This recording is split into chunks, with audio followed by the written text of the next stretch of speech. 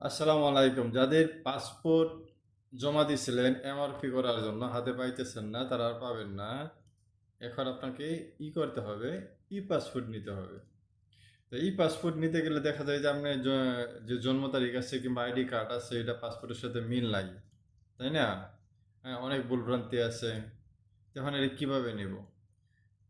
এটা সহজ উত্তর হলো, যাদের সবকিছুর সাথে মিল আছে তারা তো ওইটা দিয়ে নিব, আর যাদের সবকিছুর সাথে মিল নাই, ভুলভ্রান্তি আছে ডকুমেন্টের সাথে, তারা এই পাসপোর্টের ফটোকপিটা বাড়িতে পাঠাই দিবেন হোয়াটসঅ্যাপে। তখন এই পাসপোর্টের সাথে মিল রেখে একটা জন্ম নিবন্ধন উড়াইব বাংলাদেশ থেকে। এবং এই জন্ম নিবন্ধনটা আপনার কাছে যখন আসবে তখন প্রিন্ট করে জন্ম নিবন্ধনটা নিয়ে সাথে নিয়ে আগে যে পাসপোর্টের জন্য টাকা জমা দিয়েছিলেন রিসিট কিংবা ব্যাংক ড্রাফট যেটা আছে ওইটার সাথে নিয়ে জমা দিবেন।